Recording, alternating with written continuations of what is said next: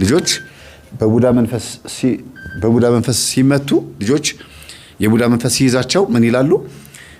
ጥርሳቸውን ያንቀራጭጫሉ፣ አልጋ ላይ ሽንታቸውን ይሻናሉ፣ እንዲሁም ራሳቸውን ያማቸዋል፣ ይባትታሉ፣ ይቃዣሉ ብለን እናስተምራለን። ይሄ ማለት ግን ሁሉም ጥርስ ማንቀራጫጭ ከቡዳ ጋር የተገናኘ ነው፣ ሁሉም አልጋ ላይ መሽናት ችግሩ ይሄ ነው ብለን አይደለም እናስረዳው። ይሄንን ሲስተም 90 እና 80% ይጠቀምበታል ነው። ለምን? ሰዎች ባልነቁበት መንገድ ሄዶ ማሳሳት ስራው ነው። እንደገና ሰዎች ደግሞ በሚያስቡት አመለካከታቸው በኩል ሄዶ ልክ እንደ አመለካከታቸው መሄድ ደግሞ የዲያብሎስ ስራው ነው። ለምሳሌ ቀበሪቾና ድኝ የሚታወቀው በማጨስና ቡዳን ለማባረር በመጠቀም ነው አይደል? ግን እውነት ሰይጣን በመስቀልና በጸበል እየታገል ነው። እንዴት ነው በቀበሪቾና በድኝ የሚወጣው?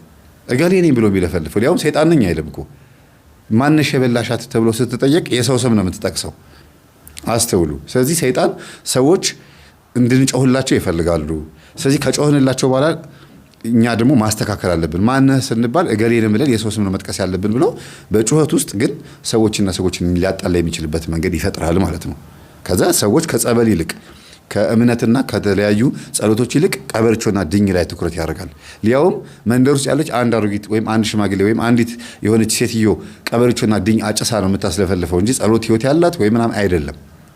ከዛ ቡዳ ምንድነው ተብሎ የሚታሰበው? የሰው ልጅ የአይኑ ችግር ተብሎ ነው የሚታሰበው እንጂ ቡዳ ነው መንፈስ ነው ተብሎ አይታሰብም። እና እንዲህ አይነት ነገር ውስጥ እየተዘበራረቀብን የመጣን ፍጥረቶች ሰዎች ኢትዮጵያውያኖችና ኤርትራውያኖች ስለሆንን አንዳንድ ነገሮች ማስተካከል አለበት ብዬ ስላሰብኩኝ ይሄንን ገጠመኝ አምጥቼዋለሁ።